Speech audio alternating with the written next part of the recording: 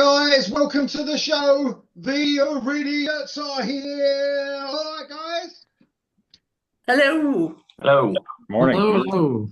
I've never seen a bunch of Iridiots this big before. Honestly, there's loads of you. Look at you. And gorgeous as well. I mean, just completely Look, devastatingly handsome. I don't even have to And say that. pretty. I don't even have to say it anymore. I don't even have to say about the gorgeousness. You can see it on the screen here, right in front of me. True. I don't know what you call a collection of Iridiots. Is it a murder? I don't know. Maybe is that just crows? Murder of Iridiot. Absolutely, it is. Probably. Sadly, we're missing one person who's going to be Yeah. Darren. Darren's got the weather is awful here, just to let everyone know. I don't know when I'm going to upload this, but the weather's pretty windy. And he couldn't make it. He's got no electric. So, shame. We haven't seen Darren in a while. But Happy birthday as Jan, well. It was his birthday the other day. yeah, happy birthday, Darren, when you watch this. But Jan's a surprise guest who was going to the football. Now it's been cancelled. He's here. Yeah, I am. All right. Perhaps not quite as handsome as Darren, but No, definitely not. Speak for yourself, Lee. Gee. where your tastes lie. Well, yeah, like this. What a segue to this. Like taste in men. What? This is taste in music. So we're going to go for our favourite albums of the year. That wasn't a very good segue. I do apologize. That was a great segue. Thank you. So we're going to talk about. I've done my top albums the other day, and I got that in quick. I don't know if you noticed just before this because I wanted to do a proper top five on it. So we're going to do top five for everyone on the channel. So hopefully there'll be loads of stuff that people watching won't know about. But we're going to do it the way we're going to do it. So it's not too long. We're going to do five, 4, and 3, and then we're going to save the last two, that top two, if you like, on another round. So we'll do 3 albums on the first round, and then your top 2 on the second. Is that all clear, guys? Yeah. Wonderful, wonderful. Well, as usual, I mean, this is really going to get confusing because there's so many people. I'm just trying to. It'll have to be ladies first. Karen's going to go first. That's fine. That's fine. Shall I kick off then? Please. So my number 5, mine's a bit prog heavy, this list this year, apart from one album. So apologies in advance. That was unexpected, wasn't it? Can't believe it. Number 5 is an album called Coming Up to Consciousness by a band called Pure Reason Revolution. Mixture of ambient and kind of heavy music, layered male and female vocals. Absolutely epic, beautiful album. This is only discovered them this year, so that was a real revelation for me. Number 4, The Pineapple Thief. It leads to this. They made an album in 2016 that they've never quite got. It was just perfection. It's become a bit of a millstone around their necks, I think. But this album, after the last 3, this album's kind of approaching that level of brilliance again. Absolutely fantastic album. And number 3, Melodies of Atonement by the Norwegian progressive metal band Leprous, who are an absolutely incredible, truly progressive band, always pushing boundaries. Back to original kind of heavier sound of theirs, stunning musicianship. And the real star of that album is vocalist Einar Solberg, who has one of the biggest vocal ranges in music, probably. Seeing them in January, can't wait. They're one of the best live bands I have ever seen. So those are my 5 to 3. Wasn't that quick? It was brilliant.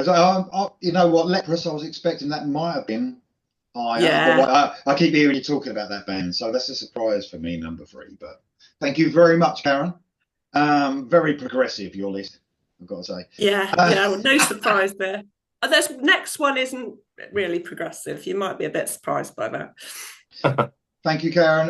Right, looking a bit wrapped up there in his little hoodie, looking a bit cold. Dominic McCauley, how you doing, mate? I'm all right. I don't have double glazing, so you know. Oh dear. Don't get me wrong. I do have heat. You know, it's all right. Good. A little bit extra. Yeah. Okay. So number 5 for me is a band I've liked for a while, but they've kind of went to another level here. The Treatment, their 6th album. Wake Up the Neighborhood. They've always been kind of AC/DC purists, like Airborne and Dirty Looks and all those bands, which I love. But they've kind of, as we said, kind of broken out of that box this year and really made a quality melodic rock record. Fantastic. My number 4 is Richie Kotzen with Nomad. It's his 24th album. Wow. But some of those are kind of the instrumental shred albums. But he's a guy that released 50 new songs for his 50th birthday a couple years ago. So look at that, Todd's got it. Wow, fantastic. Yeah, this one's just stellar. Sometimes you can get too bluesy, older kind of sounding. This one sounds fresh. It sounds modern. He's got some new sounds in there. Just a really great collection of songs. And a lesson. It's got 8 tracks on it, 35 minutes, but everyone's great. So listen to that, bands, because that does make a huge difference. And then number 3 is by his name is Steve Conte.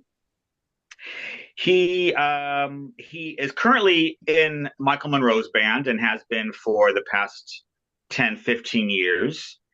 He was also in the Hanoi Rocks reunion when they got back together in the 2000s. He was on all those records and tours. And if anybody with a really good memory, he was in a band called Company of Wolves, which were one of those bands that got signed in the early 90s and only had a one and done major album, They all went by the wayside, but that was always a good record. I didn't really realize that he was in that. Curiously, this has 5 songs co-written with XTC's Andy Partridge, who is kind of an enigma. He doesn't really release records anymore. He's very well regarded as far in musical circles. So that was a bit of an odd thing because the album doesn't sound like XTC. It's very kind of riffy, stonesy, 70s Stones. If you like that kind of Black Crowes kind of feel, then this is definitely one to check out. And another kind of short album, but every track is terrific. So there's my 3. Thank you very much. I think bands and artists are learning the lesson now about album length, aren't they? I think so. It seems these days. Not all, but some. Thank you very much, Dom. Cheers. Our surprise guest, last minute guest, Jam. Oh, how you doing, okay. mate? To me. Okay. Obviously, I only put this together this morning because I didn't think I was going to be here, but I already would have picked these anyway. But I've gone for 5. I've gone Kerry King, obviously of Slayer fame, with From Hell I Rise. If you like Slayer, it's probably around sort of Rain in Blood, Season of the Abyss, South of Heaven, somewhere in between there. Pretty heavy, pretty fast. He doesn't sing himself. Don't know who the singer is, but he's pretty good. Excellent. Where I Reign, Residue, and the title track are brilliant on that. Number 4 is Florence Black, Better Nails, second album. Excellent, really heavy. Follow on from the first album, probably arguably better. Don't Hold Me Down, the title track, and the slightly melodic Warning Sign are great tracks. Lucky enough to see this band live, but I'll come on to that later this year. And number 3 is Miles Kennedy with his 3rd solo album, The Art of Letting Go. He's gone more back to rock. It's probably the heaviest one he did. The first one was more sort of Americana acoustic. Second one was sort of rock. This one's a lot heavier in places. Oh, brilliant. There we go. Say What You Will, Miss You When You're Gone is a great song. And the best song is Behind the Veil for me, which is really heavy, sort of atmospheric song. And I love Miles, and I saw him a couple of weeks ago live, which was excellent on his birthday, in fact, in Manchester. So that was good. So that's my top 3. Oh, sorry, nice. 5 to 3. Yeah. Very nice. Cheers. Thank you for that, Jam. Dom, just have a sip of your mug again. I like that. Let's have a look. I just saw Dom having a sip of his. Oh, well, it's not. I mean, I bought it before of all that craze, but it does say here with a mustache. But it has nothing to do with what you think it does. They just look funny when you put it up your mouth with the mustache. Oh, yeah, with the mustache. Yeah. There you go. Thank you very much, Jan, for that. Cheers, mate. Ralph, in the middle for me. What you got, mate? All right, thank you. Well, 2024, I have to say, for me was a year that I would think shows the return of a lot of our heroes. And from that perspective, my list is rather unsurprising, most likely. Maybe I'm getting old. It is what it is. My number 5 is Accept, Humanoid. I like the most of the songs, and I really rate the consistency of an album. How often do I hear these songs? How many songs do I like? How do I enjoy the musicianship, including also the vocals? Humanoid, I think, is very consistent in the way it has been written by Wolf Hoffman and the others. I like it more than its predecessor, so that's my number 4 is House of Lords, Full Tilt Overdrive. Love the album, and it has it ends with an 8-minute song, which is just bombastic. It's epic. It's wonderful. It's a great thing. It's a bit heavier than its predecessor as well, so that's only good for me. They became a little bit heavier, so I like that very much.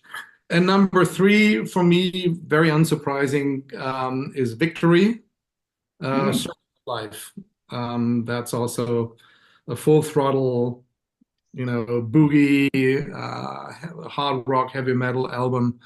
Yeah, I just love it more than its predecessor as well. So all of these 3 albums, I think, are better than their predecessors, and that's why they are my 5, 4, and 3. Thanks, mate. There definitely was a return to form for some of these classic bands, or even a bit of an improvement, even if it was on the last album or the best one they've done for a while. Definitely this year was a brilliant for that. Yeah. Thanks, mate. Todd, how you doing, mate? Great. How are you? Yeah, good. Good. I'll tell you what, looking magnificent. The beard. Yeah, the beard is looking good, ready for Christmas, obviously. And I do like when Todd comes on as well. A lot of you guys, to say me putting these little screenshots of album covers up, Todd's there just to do it for me, isn't he? He doesn't even need it, so it's good. I'm like Vanna White. I feel a bit out of place for that on the beard. Yeah, they don't know who Vanna White is over there. That's probably true. All right. Well, hey, this year was amazing. Had just a ton of great music that was released this year. I personally listened to 64 different new releases this year, which is a huge number for me. Yeah. And there's most of them right back here. And by the way, I think a group of Iridiots is a mosh. A mosh. Oh, yeah. So my number 5 was released, one of the first albums released in the year. It's January 12th. And it kind of surprised me, this one. Russell Guns, R.I.P. Jack Russell. I liked it at first, but then after listening to it a few more times, it just really kept rising. Just his voice is really great. They did a great job of recording him for this album, and I just wish they could do more. Unfortunately, they can't. But yeah, it's just a great album, really hooky. I wish, Tracy sounds great, and the songs all sound great. So, good stuff for on January 12th that was released. And let's go number 4. I don't know I doubt that anybody's going to have this one. This is a band called Bandmade out of Japan. All girl band, and they really heavy sound, very technical, and but still hooky melodic songs. I don't nobody ever listens to them in the US anyway, but I had to go special order this thing so I could get a hold of it because Amazon didn't have it. But yeah, I can't just get enough of Bandmade. Good stuff. I'm going to check them out, Todd, after Oh this. man, they're so good. They have the technical prowess of a prog band, but there's the more concise songs. And then my number 3, I wish I could knew my alphabet here. This was released in September. A lot of stuff was in September. It was a great month for me. But this is Crowbot out of U.S. Pennsylvania. I just love these guys. That opening track, what a way to kick off an album. I know Lee, you reacted to that one. That's I just love those guys, and the singer Brandon Yeagley is amazing, and just crunchy hard guitars, kind of like a Clutch kind of band. I just love them. Very cool. I mean, thanks, mate. I mean, I think Dom actually, because I didn't know they had a new album out, and I think Dom messaged me about the Crowbot, and I heard the last album, which was good, and then Dom gave me a heads up on a new album. I was like, I didn't even know. Some of it goes under the radar a little bit, yeah, but great album. Yeah, like you said, a bit of an early 90s feel to that as well, isn't there? A little bit, not too much, but a little bit. Great list, mate, so far. Thank you very much. And the one and only Mr. Mark Clower. How you doing, mate? Man, glad to be back with you. It's been too long. Yes. All right, I didn't really rank these so much in order of preference, but the two I'm saving for last, I guess I would say were probably my favorite two. So, number 5 would be the Spanish band Lords of Black, which is I consider them to be Ronnie Romero's proper band. He's had his fingers in a lot of pies over the years, but this is the band he was in when Blackmore discovered him and plucked him for Rainbow. And he left briefly, but he returned. And anyway, this is their 6th album. Came out on March 15th. It's called Mechanics of Predacity. Lords of Black is just a very highly technical. Their guitarist has a very distinctive sound. I can pick his tone out from a mile away, and all their albums have been very consistent. I think this one continues that tradition. They hadn't had a dip. I've got all their albums except for the debut, which is out of print. In fact, it was out of print when I discovered the band, and never even been able to find a used copy. So would love to find it one day if they put it back in print. But number 4, Lee did a review of this one. All for the King, Darkest Before Dawn, came out on March 29th. This is a Swedish Christian band. It's their 2nd album. Kind of doomy, a little Sabbathy at times. Not the whole album, but just a very good kind of mix of different styles of metal on there. It's not, it's not all doom. It's got some more modern sounds, but it's kind of a good fusion of classic doom style metal with some modern influence as well. My 3rd one, and I had a hard time not putting this one in the top 2, but it's a band I had never heard of, Iron Flame. The album's called Kingdom Torn Asunder. Came out on July 26th. This is their 5th album. They just popped up on my algorithm one day, and I clicked on them. I'd never heard of them, but I clicked on them because of the cool album cover. And I said, the way that looks, that can't suck. So I clicked on it, and I would have sworn they were a classic new album band. But they're from fucking Ohio. Wow. It really shocked me because I mean they sound like early '80s new album or European power metal type band. They've definitely nailed that style. Great album. There's not a skipper on the whole album. Great singer. Just really good throwback sound to that classic new wave of British heavy metal done by a bunch of Americans from the Midwest. Thanks, mate. I mean, a lot of bands try and nail that sound, but they can't quite do it. Some of them, but some of them. Yeah, really I do didn't that. realize you had. I sent you. I think I sent you, and I sent it to Ralph, and both of y'all had already heard them. But then I went back and I found you had done a reaction to them from a few years ago. Yeah. I guess from the previous album, so you already knew about them. But if I watched it back then, I had forgotten about it. But yeah, I'm really diving into them now. Good. Isn't it excellent when we find bands and we can go back? It's brilliant. New bands as well. It's excellent. Yeah. Thank you very much, guys, to everyone there. Obviously, I've covered these top 5, but I'll just quickly run through mine. Probably no surprises on some of these. So my number 5 was Eclipse and Megalomanium 2. I think this was a brilliant album. I mean, if you think about it being their Megalomanium last year, and usually, look at that, see? Todd again. Todd again. And then if they bring out a lot of bands, and if they bring out like in this case, Megalomanium 2, and it was recorded at the same time as well, you'd half expect it to be a load of throwaway songs, and it's even better than the previous one. I love this. I think it's better too, yeah. Guys, it's brilliant, absolutely brilliant. I mean, I didn't get to name. I've really tried to run through my top 30 really quick, but I can name a couple of tracks now that I'll recommend. But Apocalypse Blues was a single that was out before we knew it was going to be an album. That's excellent. Still My Hero, which bit of a tugs at the heartstrings a little bit, was about Eric Martinson's dad who died not so long ago.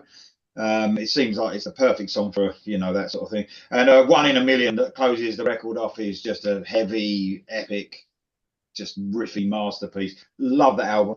And then number 4, quite a new band. Well, they're not new. They started in the 80s, but they never had a record deal, I don't believe. But that's Nesta from Sweden with Teenage Rebel. This is just superb, man. I mean, there's a lot of bands trying to do this 80s style, like we just spoke about the new wave of British heavy metal stuff. Look at that. Look. Excellent. Just bring in Todd there. Look. This is, I mean, they're, I don't know if it's better than the debut. It's it matches it. It could be better, but they're both just side by side. I love both albums. And this is almost like it's weird. The vocalist, I was trying to think who he sounded like, and he's got a slight touch. Don't let this put you off. But he's got a slight touch of Michael Bolton. And he's got ass clown. But Michael Bolton in his early days obviously produced a couple of good albums, especially and melodic rock albums. But he's got that sound, and I think that's what makes him stand apart from a lot of these Swedish bands. I think his vocals are just fantastic. They fit perfectly with the music. The best songs on there for me, I love Victorious. I love the fast-paced 21, and Addicted to Your Love is just brilliant. I love the album throughout. And my number 3, Striker, not Striper, Striker, and Ultra Power. An absolutely brilliant album. Canadian band. They were very same taste here, Tops going on. And when they started out, they was very sort of thrashy. They've sort of developed into this, I don't know, almost like more drawn towards the 80s, I suppose, but it's very fresh and like modern sounding at the same time. The musicianship is just outstanding. The songs are just so addictive. It's the 7th album from these guys. Technically superb as well. The guitar work and across the board is fantastic. Circle of Evil is just a mental opener. The excellent titled Best of the Best of the Best is just, that is brilliant. City Calling is amazing, and might be a spoiler alert here, this could be my favourite song of the year on this album, and that's Give It All, which is it's got sax in it as well. It's just superb. Brilliant. That is one brilliant song. That is just, every time that comes on, I'm just like, have some of that. It's just brilliant. So that's it. That's my 5 to 3. Background for round 2. We can spend a little bit more time on our 2 guys, because they're our most important ones of the year. So what you got then? Okay. I debated whether to put this next album on, although it's my second favourite album of the year, because technically they're not considered a hard rock or metal band, but I listened to it again on Sunday, and it is surprisingly, I think, guitar orientated and full of this band's really trademark kind of heavy bass lines. And it's Songs of the Lost World by The Cure. It's their first album in 16 years. Listened to it with a bit of trepidation because of all the hype surrounding it. But it is an absolutely gorgeous album. It's very bleak and melancholic. This is what The Cure do best, more than a few echoes of the album Disintegration here, which is my absolute favourite album by them. There's no upbeat numbers on this album at all. It's songs really around themes of kind of death and aging. The last track, well, called End Song, is an incredibly emotive track. A lot of people saying that this album is a masterpiece. Whether it is or whether it isn't, this is a vintage band at the very, very top of their game still. It would be a great album for them to go out on, really. But Robert Smith's already said there is more in the works. So it's an absolutely incredible album, Songs of the Lost World by The Cure. So that's my number 2. And my number 1... We're doing both now? Jan, Karen said you never listened, Jan. Oh. But so we're doing 2 and 1? Yeah, we're doing 2 and 1. Okay. My absolute favourite album of the year, unsurprisingly, is the most recently released one, The Last Will and Testament by Opeth.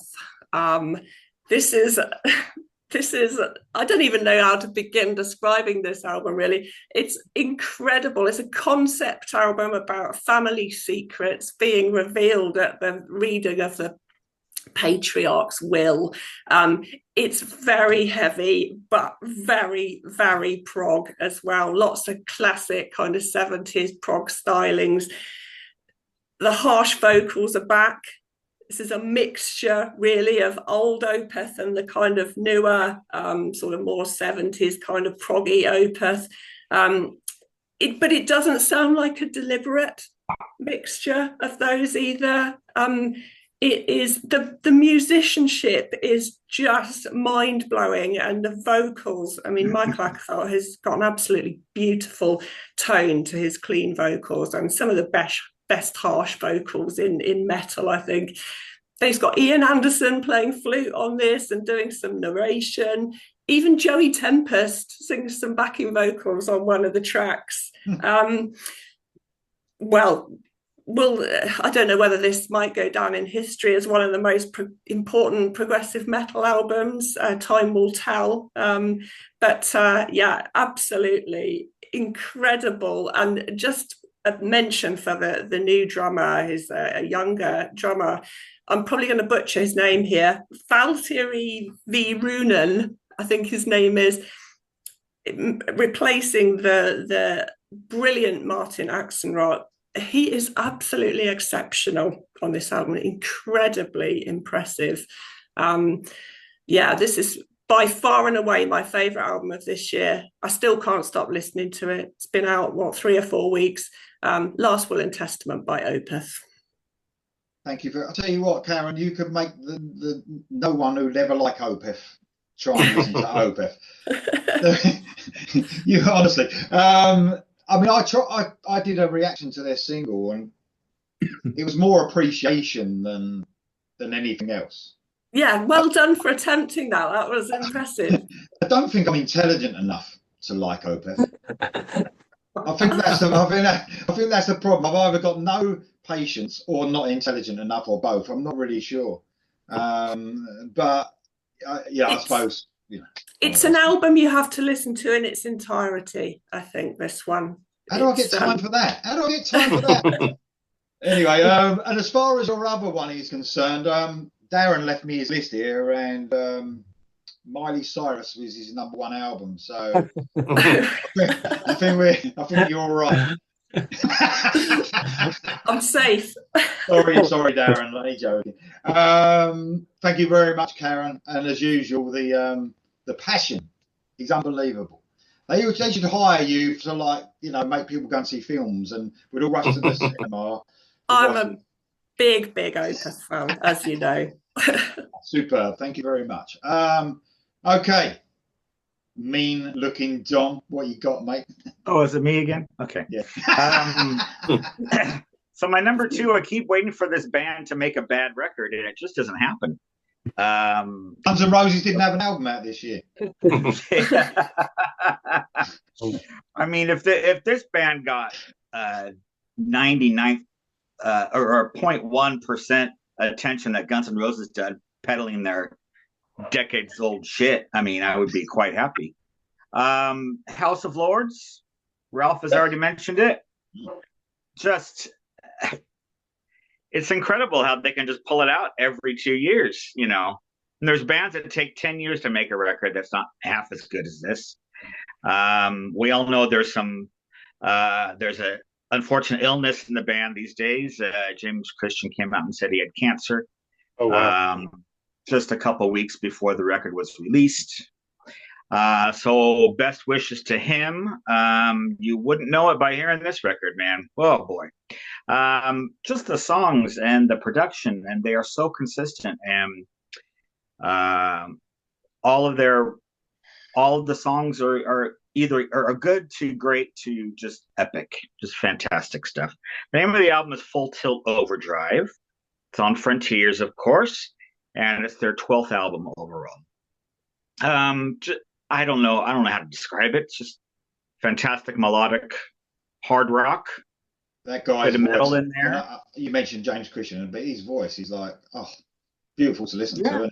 Yeah, it's amazing. I mean, when did that first House of Lords come out? In '88 or something, or '86? Yeah, just something incredible. So House of Lords, man, you can't really go wrong with any of them, but this one really stands out. Really special album, and it probably would have been number 1 if it wasn't for this. So my number 1 hard rock and heavy metal album of the year is so surprising to me. It's Sebastian Bach. Yeah. Wow. Wow. Child Within the Man, it's called. The worst cover in the history of music. Yeah. Perfect title for him, though. I didn't listen to this for probably the first 12 months, or the first 6 months that it was out, just because of that shocking cover. I just thought, it's got to be shit if it looks like that. And I've never been a huge fan of his, and the whole drama between him and Skid Row, it's so tiring, and it's just like, God. Even at the time that they were huge, there were still controversies, with him jumping, throwing bottles at people and jumping in crowds, and it was the whole Axl Rose, attitude bullshit, and the AIDS kills fags dead shirt and all that kind of stuff. Just was so off-putting, and there were other bands that I liked more. I was more into the sleaze era, but I respected them. I respected that Slave to the Grind was heavier than the first album and all that kind of stuff, but they were never my favorite back in the day. And I've listened to his solo albums. They vary. Some are pretty good, some are a bit shit, but this one just blew me away from the beginning. I couldn't believe it. Yes, his vocals still sound great, but this is more about the production and the songwriting and the energy. There's so much energy in this record. Just from the get-go, it just sounds electric. It's fantastic. And the songs are memorable. Lee, you mentioned on my Facebook that you thought that maybe the choruses were a bit lacking. For me, I don't find that at all. So it just shows that one person listened to one album and thinks something else. I think these are great.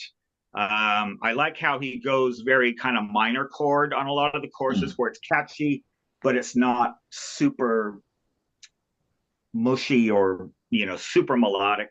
It's definitely, you can sing along to it, but it's got a little biting edge to it. Really love it. So what can I say? I mean, after all the trials and tribulations, all the mudslinging in the press, all the blah, blah, blah, blah, blah. If you were a fan or ever have been a fan of Skid Row or Sebastian, this album is great. It's great. And I hate to say it, but it blows that Skid Row album with Eric out of the water. It just does. So the proof is in the pudding. So that's it. My surprising #1 hard rock and metal album of the year. Mm. I've got to agree with you on definitely on the comparison to the last Skid Row album. I like the last Skid Row album, but it was almost Me too.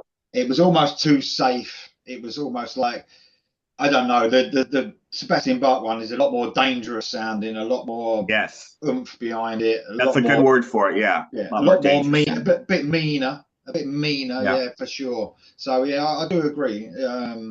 Definitely on that. That's why I was sort of almost looking forward to the next Skid Row one, thinking they was almost going to do a debut, then a Slaves of the Grind type thing, to go heavier or something, but that was never going to happen. But didn't work out. Didn't work out. There you go. Thank you very much, Dom. Excellent as usual. Jam, are you all right? Have you got? Yeah, I'm all right. Yeah. You got the rules sorted out now? You all right? I just thought we were going to do 2 and then 1, but go on. Okay, fair enough. To be fair, Jam, I thought that's what we were doing too. There you go. I knew it'd be my fault, obviously. Obviously. Right, what you got then, Jam?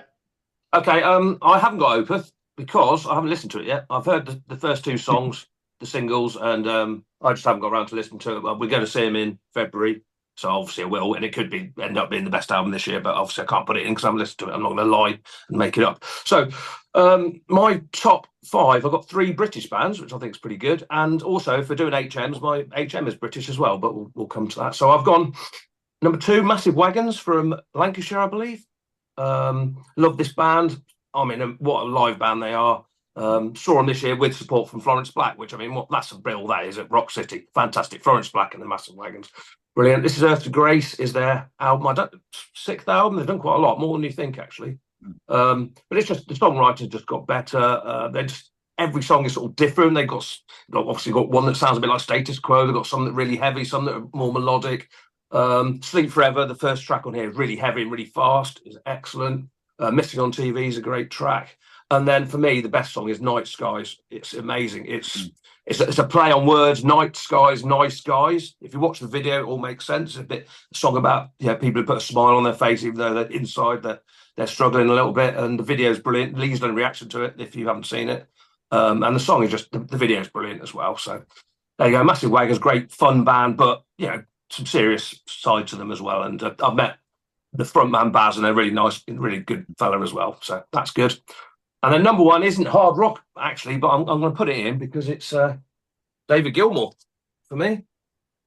Lock and Strange. Yeah, it's absolutely amazing. I was going to see him, so I thought I'd better listen to the new album, obviously, because I wanted to see I'm never going to see Pink Floyd. I wanted to see. So I thought Dave Gilmour's the next best thing, but I put it on, and this album is brilliant. I think he played the whole thing on the tour, even though he did loads of Pink Floyd. He played for like 2.5, 3 hours, which was fantastic. But it's great. I mean, obviously, it doesn't sound like Pink Floyd necessarily. It sounds like Dave Gilmour, of course. But I think the last song, Scattered, is probably the most Pink Floyd-y song, which is really very good. But the title track's great. Piper's Call's a brilliant song. And for me, the best song on the album is Between 2 Points. His daughter, Romany, sings it. It's got an amazing guitar solo at the end. A very, very... it's a cover version, apparently, which I didn't realise at the time. But if you only listen to one song, that's probably my song of the year, actually, is Between 2 Points, even though it's a cover version. Yeah, you should check it out. I know some of the people don't like female singers, but she is great on it. And she plays the harp as well, which is very good. Talking about. That's a great album. Our lists are full of females. What are you talking about?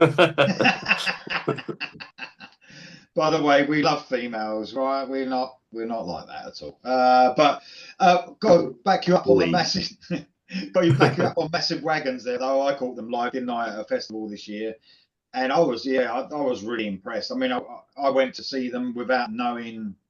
I might have known 1 or 2 of their songs, but literally by the end of every song, you knew the chorus. You knew they were so catchy, and the front man is funny and a great front man as well. He's really cool as well. So I mean, the album, I'm a bit of a mixed bag. I really like some of it, and I sort of like. It's not the full album for me, but I can understand why people really like them. Yeah, they're good. Thank you for that, mate. Thank you very much. Okay, Ralph, what titans of metal have you got for us now? I got 2 titans of metal for you guys. very conservative, I think, in my scoring this year. So number two, my album number two is War Machine from Impellitteri. I always loved Chris Impelliteri's. Yeah, there we go. I always loved Chris Impelliteri's guitar playing. It's very distinct. You hear exactly when it's Chris. And the only problem that I had with earlier albums was that I had, I liked some 5, 6 songs, and then I also thought, a couple of them are fillers. But his guitar play is just outstanding, and with Rob Rock on vocals again, this album is just so consistent. Wonderful, great quality. They also the singles that they had. I think they started with Out of My Mind, Heavy Metal in brackets. Then we had Power Grab, and then we had Rothschild, which was not a cover of Iron Maiden. But those 3 singles really, gave me the idea this could be one of the albums of the year for me with these 3 maximum power metal songs.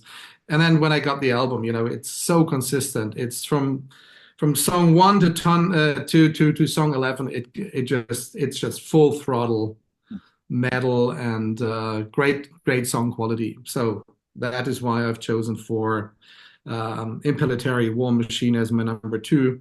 And then again, not surprising for most of you, I guess. I think what's my album of the year? It's Judas Priest, Invincible Shield. I'm just so amazed how good this album is. Firepower was excellent, and I thought, well, will they ever going to do an album again, and can they ever top Firepower after that? And then Invincible Shield came out, and it blew me away from the beginning to the end. And I find it so amazing, that Rob still can shout out like he was in his late 20s. Of course, technology might help every now and then. We know all that, but Rob Halford is just on fire on this album. And the rhythm section with 2 or 3 guitarists, you have to say, because Glenn Tipton plays on some of the songs as well, and only sometimes live at the encore, so to say, when he comes on stage. But he still writes a lot of these songs, so it's incredible. And I just love that Priest was able to pull out that album and have that consistency. Maybe it's the last album, we don't know. We already thought that after Firepower that it might have been the last album, but then Invincible Shield even topped it. The consistency on the album is just mind-blowing. And the guitaring, the rhythm section, these guys are partially around their 70s. So, older than us. They're older than us. No. They are. Yeah. Believe it or not. Yeah. So I'm absolutely blown away by Invincible Shield, and I also saw them live in Nuremberg in Germany, and that was an incredible show as well. And Rob Halford still shouts it out, maybe not every note, but he's still there. And they're still a great live band. They can still pull it up. So I'm amazed about that as well, with that massive tour that they have behind, or that they have on their backs now. So yeah, that's my number 1. Not surprising, most likely Invincible Shield by Judas Priest. It's a great album, man. And I know I'll get a lot of stick for this. I know, but it is my favourite Judas Priest album, man. I know there's been all these classic Judas Priest albums, but for me, it's my favourite one of theirs. I mean, and they're a band. Yeah, they're a band that is a long album, but it's really like a good listen, even though it's like 14 tracks, is it, or something like 14, that? yeah. 14 tracks. But I think, at least like 11 or 12 of them are, nice back over there. Look. At least 11 or 12 of them are just top songs, so great album from Judas Priest, absolutely brilliant. Okay, Todd, what you got then, mate? All right, my top 2. So number 2, I listened to 6 albums that have that are female fronted this year, and which is not a large number. Maybe for this genre it is. Not as many as But me. Not as many as me. 22 of them were female fronted from me. but the thing that is remarkable, I think, is that there's so many that were so good, I guess, is and my number two is one of those.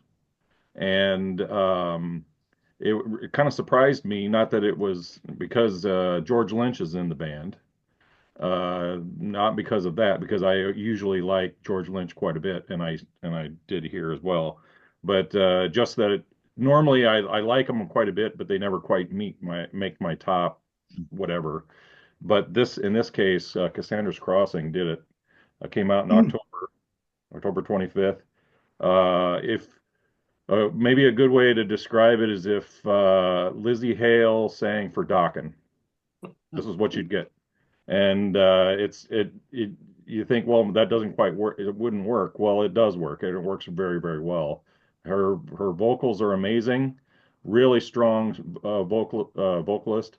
And my understanding is this was going to be the new um, Dirty Shirley, and Gino Jalusic wasn't available or wasn't going to be back for whatever reason, and so they decided, and so he was looking for a new singer, and she's married to somebody who's either in his band or was in a band that was opening for them for End Machine and or Lynch Mob or something. I don't remember what it was. And she says, "Well, you should play some Dirty Shirley in your set." And he says, "Well, do you want to?" And then they got back together later and said, "Well, maybe you should just sing it." And so they got together, and it it it really it seems to me like it kind of, because he's always been great, but it kind of revitalized him a little bit. Maybe I don't know, bring him back to an earlier sound. I don't know exactly what it is, but it just works for me.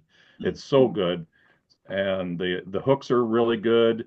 The guitar riffs are amazing, and I just love it. It was a huge plus for me, this album. So anyway, so that's my number two. Can I ask, Todd? Is it quite bluesy like the first Dirty Shirley album? It sounds more like maybe a little. I think he always has that, but it sounds more like a Lynch Mob or a Dokken album actually than anything else. Cool. More Dokken. Yeah, right. Cool. Yep. All right, so my number one, I listened to it, I loved it when it came out back May 8th it came out, and I thought, well, and then I go into listen to all these, I had the top tier, I narrowed it down to 15 that I give a 9 out of a 10 this year. That was an amazing number of Wow. 9 out of 10 albums where it came out this year. And I listened to all 15 one after the other, and one of the last ones I listened to was this one. And I thought, well, maybe no. And then I just every song that one song came on and it's good, and then the next one, oh, it's another amazing song. Invincible Shield. Number one. That's good. That's two people. I don't know. I didn't rank, or rate compared to the others, but it's got to be in my top 5. Judas Priest. It's that good. It's just one song after the other. His voice, like Ralph said, his voice is amazing. We saw him live, and I was surprised when they played live how many songs that he goes up to the upper register that they actually played. Because I was thinking that they were going to rely heavily on the lower register songs to make him go through the whole show, but no, there was like a good third or half of the songs he was up high again. So, well, maybe not quite that many, but there was quite a few anyway. So yeah, it's just amazing how these guys can keep pumping out great albums and actually improving as well. So we had a big kind of greatness, and then it came down, and then now we're back. So it's I hope they can continue. Richie Faulkner does a great job. He was a great addition to the band. I think he's kind of revitalized them there. He must do a lot of good writing too. So, yeah, so great stuff. Number one album of the year, Judas Priest, Invisible Shield. Wow. Very cool. 2 votes for Judas Priest. Very cool. I've got to say, it is one amazing album. I think Trial by Fire is one of the tracks of the year for me as well. That is one brilliant song. Amazing stuff. Thank you, Todd. Brilliant list as normal. Mr. Mark Clower. This is a criminally underrated power trio from Stockholm, Grand Magus. Ah, right. I don't know how they're not a household word, honestly. This is their 10th album, so they've been around quite a while. And it's doomy Viking metal is what I would characterize it as. It's hard to believe they're a 3-piece. I mean, they're just so fucking powerful. The album's called Sun Raven, by the way. I don't know if I mentioned, came out on October 18th. They're just so heavy. They're very melodic. Again, got kind of doomy elements, but not total, Candlemass kind of doom. They're just so good, and like I said, they should be far better known than they are. Very seldom hear their name mentioned, except for diehards that are aware of them. Yeah. What's the lead single of that? Because I've been playing it on Planet Rock. It's brilliant. Really like it.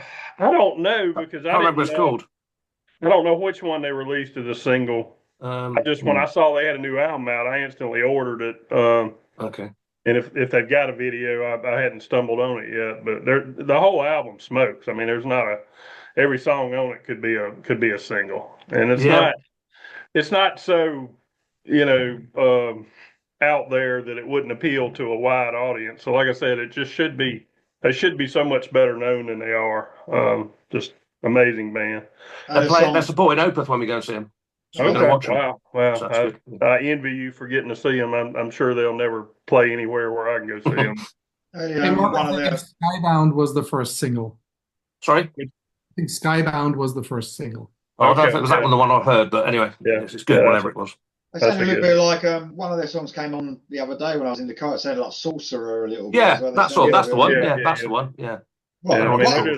They're diehard Vikings. I mean, they're old school, man. Very cool. This is a and then my definition number of old one. This one really took me by surprise. I didn't think I would love this album like I do, and this is the most recent on my list. It just came out on November 22nd, so I've only lived with it for a couple of weeks, but it very well might be my favorite album of the year. And this is the solo project, side project, whatever you want to call it, of Crocus frontman Mark Storace. It's just called Storace Crossfire. Wow, number one. Just an amazing album. I mean, it's obviously it's got the Crocus vibe to it because of his voice, but it's got a groove that AC/DC would be proud of. A few of the songs sound like Def Leppard. He even said when they toured America, I don't know if they toured with them in Europe, but when they toured America here in '83, they were the opening act for Def Leppard. He said he was highly influenced by what they were doing at the time, and all these years later, this is kind of his way of paying tribute, I guess, to Def Leppard, because a few of the songs do sound like Leppard songs. It's got some cool gang type vocals that are kind of reminiscent of Accept. It's even got a little bit of a Dokken vibe. And ironically, John Levin plays on one of the songs, but he doesn't play on the song that to me sounds like Dokken. The song's got an intro that when it starts, it sounds like It's Not Love. And you would think that would be the guy from Dokken, but it's not. But most of the guitars are done by Tommy Henriksen, who now is best known for Alice Cooper's band, but he was in Warlock, and in the past he played with Jeff Pilson and George Lynch, and so pretty extensive career there. But it's just the whole album. Most of the songs are kind of upbeat,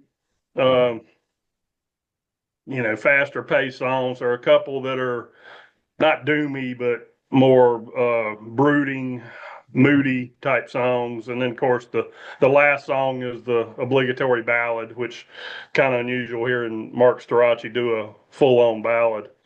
It's just a great album. When I saw the first, I think they released 2 videos early on, and I liked both of those songs. And I said, I'm gonna go ahead and order that. And I figured it'd be an okay album, but I mean, it has really impressed the hell out of me. Just if you like any of those bands I named, you would like this album. I can't imagine anybody not liking this album. Cool. Very cool. And Henriksen also plays in Crossbones Scully. Okay. Okay. And they're a little bit Def Leppard, AC/DC-ish, isn't they? Sort of band as well. Yeah. No, very cool list, mate. Thank you very much for that. And it's hard, isn't it, for albums that come out late on for anyone, even for me as well, like to.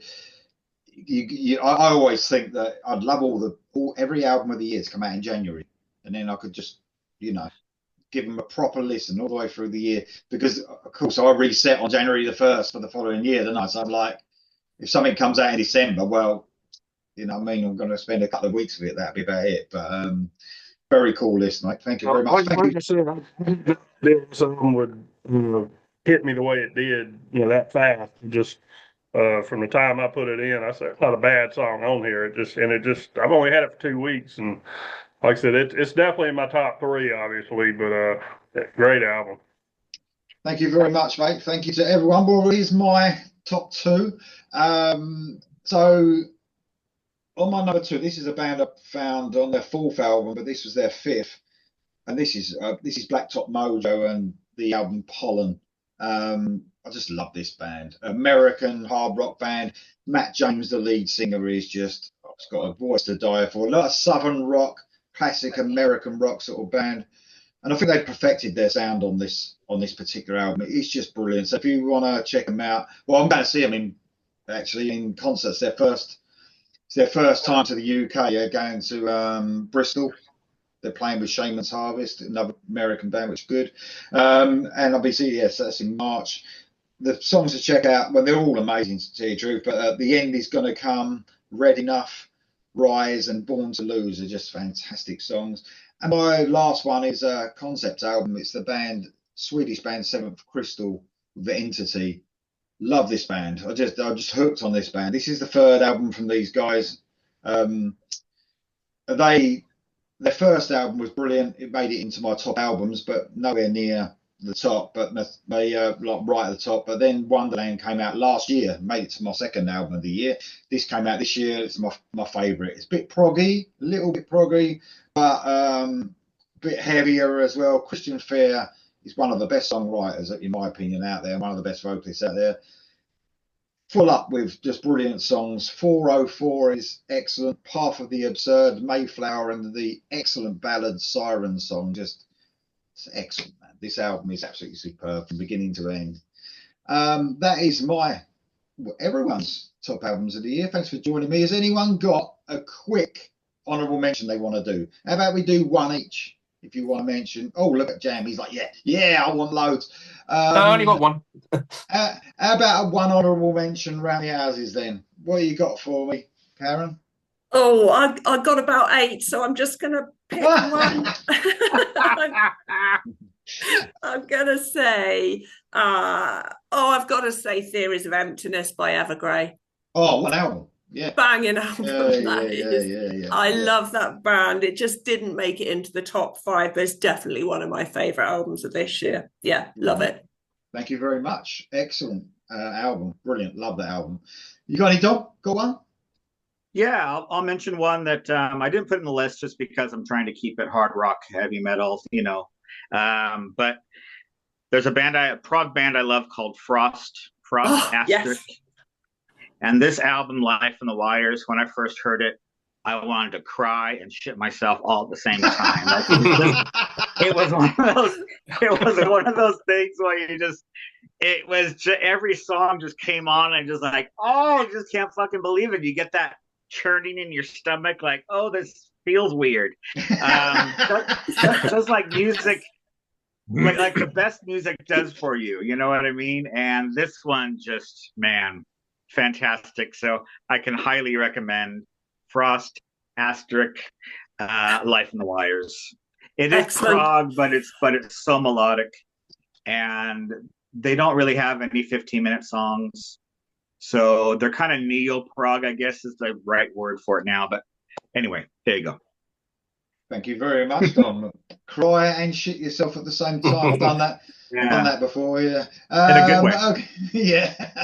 Okay, Jan, you wanted to for sure. He's like, yeah. I'll have one. Yeah, no, I was going to mention Bruce Dickinson because I thought the Mandrake project was really, really good.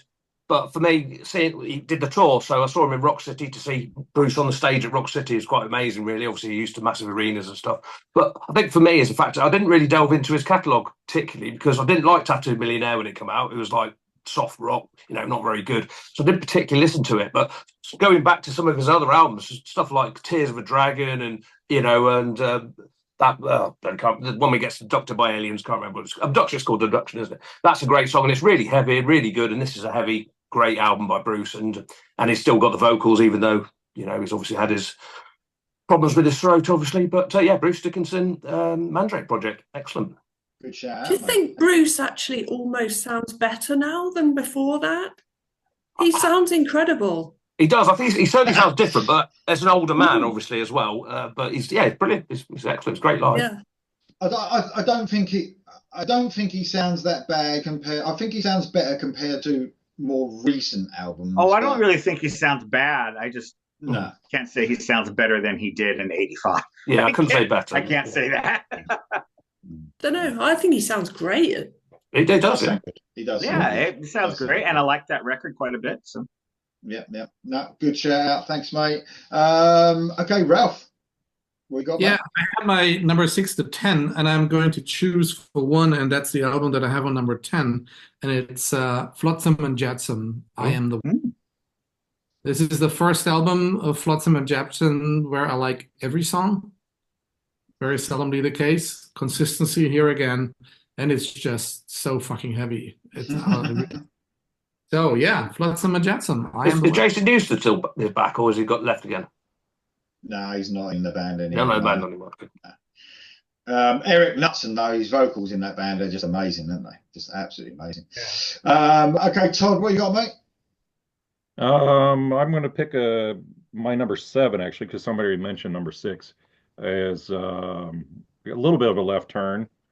Sum 41, pop punk band, Heaven and Hell. Supposedly their last album.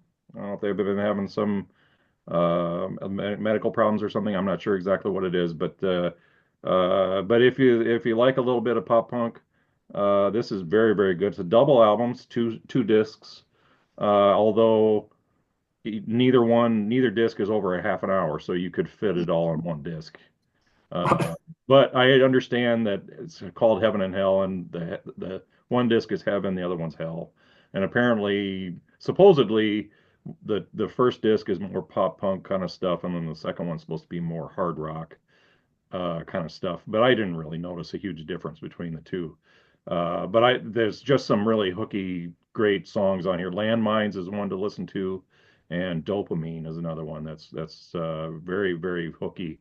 A good driving hard rock punk songs, pop punk songs. So it's worth a listen, I think. Very good stuff.